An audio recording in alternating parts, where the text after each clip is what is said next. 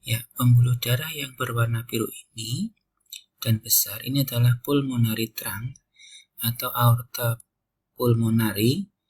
Ya, kenapa dinamakan trunk? Karena ini pembuluh darahnya besar. Dan ini warnanya biru karena dia merupakan darah deoksigenasi. Darah yang sedikit mengandung oksigen, banyak mengandung karbon dioksida. Darah ini berasal dari ventrikel kanan. Pulmonary trunk ini akan terbagi menjadi dua, ya, yang ke kanan dan yang ke kiri. Kalau yang ke kanan namanya arteri pulmonari kanan, yang ke kiri namanya arteri pulmonari kiri. Kemudian di sini ada dua pembuluh darah vena. Ya. Ingat ya, pembuluh darah yang menuju ke jantung namanya pembuluh darah vena. Kalau ini menuju ke atrium kanan, ini namanya vena cava. Vena cava superior, ya, vena cava bagian atas, dan vena cava inferior, vena cava bagian bawah. Kenapa warnanya biru? Karena ini berasal dari seluruh tubuh dan menuju atrium. Ya. Kemudian di sini ada dua. Ya.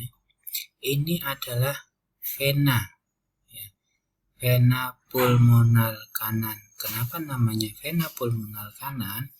Karena dia menuju ke jantung. Jantung bagian atrium kiri.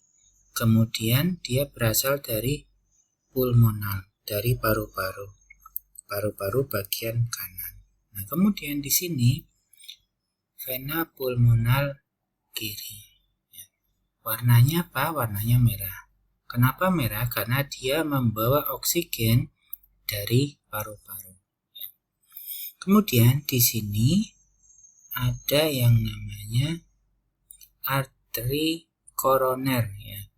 Terbagi menjadi dua, arteri koroner kanan dan arteri koroner kiri, ya.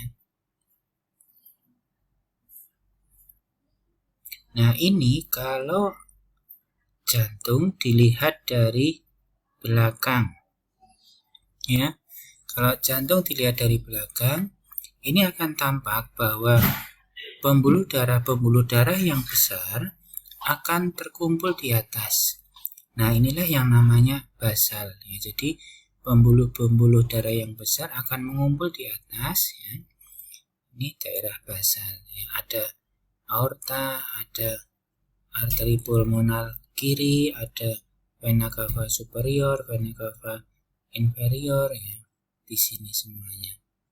Kemudian di sini ada arteri koroner, ya. Arteri koroner kiri berarti.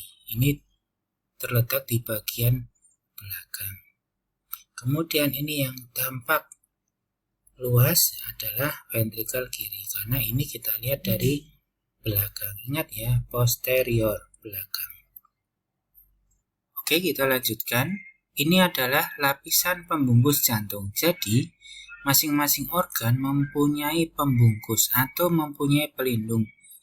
Jantung sendiri, lapisan pembungkus jantung atau lapisan pelindung jantung kita namakan perikardium, ya. Ada dua lapisan perikardium, lapisan yang keras dan lapisan yang tidak keras.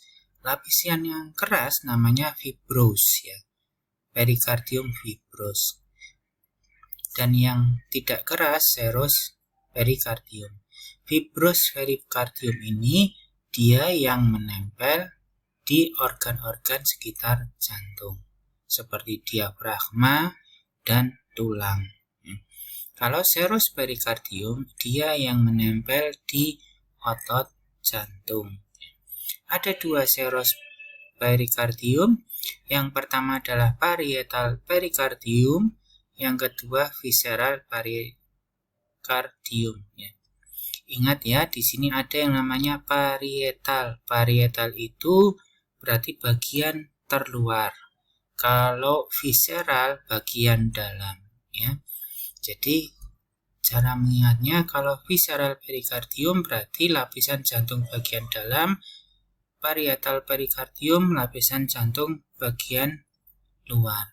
Dan lapisan yang ketiga, perikardium fibros, ini perikardium yang keras. Apa fungsinya dari perikardium ini? Dia mempertahankan posisi jantung supaya tetap, supaya ajeg. Kemudian yang kedua adalah mencegah gesekan antara organ jantung dengan organ-organ lain di dekat jantung seperti paru-paru, terus tulang, diafragma, mencegah gesekan antar organ ketika jantung berdenyut. Kemudian dia mempertahankan rongga jantung.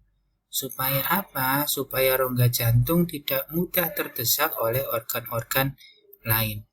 Dan selanjutnya, fungsi dari perikardium ini mencegah pengisian darah yang berlebih atau overfilling blood.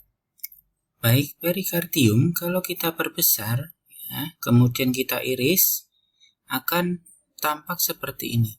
Lapisan paling luar adalah perikardium fibros, ini lapisan yang paling keras. Ini bersentuhan langsung dengan organ-organ sekitar jantung seperti sternum, pembuluh darah. Kemudian dia berfungsi menjaga kedudukan jantung di rongga mediastinum sehingga posisi jantung tidak berubah. Kemudian fibros perikardium ini juga melindungi jantung dari gesekan-gesekan diafragma dan sternum ketika jantung berdenyut. Kemudian lapisan di belakang fibros perikardium ini adalah perikardium parietal. Ini menempel dengan lapisan fibros. Setelah perikardium parietal ini ada rongga namanya cavum perikardial. Ini diisi oleh cairan perikardial. Kemudian setelah cavum perikardial ini, lapisan yang ketiga adalah lapisan visceral atau perikardium visceral. Nah, perikardium visceral ini juga dinamakan sebagai epikardium. Dia yang menempel ke miokard atau otot jantung. Nah, ini lapisan dari otot jantung itu sendiri, atau lapisan dari dinding jantung itu sendiri. Ini tadi adalah perikardium, dan salah satunya adalah perikardium visceral atau kita namakan epikardium, sama saja. Kemudian lapisan yang tebal di sini adalah miokardium. Ini adalah otot jantung. Ini yang bertanggung jawab terhadap kontraksi jantung. Kemudian lapisan paling dalam yang bersentuhan dengan darah adalah endokardium. Lapisan ini sangat tipis dan halus, kemudian licin, sehingga dengan sifat-sifat tersebut darah tidak mudah pecah ketika melewati endokardium ini.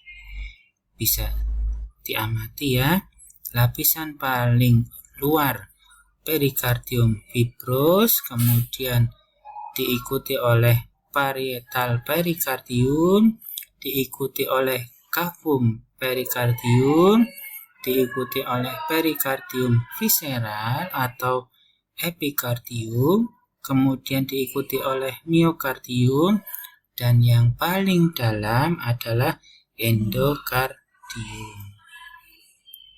Nah, ini morfologi dari miokardium. Ini garis-garis ini menunjukkan garis melintang. Jadi otot-otot jantung atau miokardium ini melingkar mengitari jantung sehingga jantung mudah untuk berkontraksi.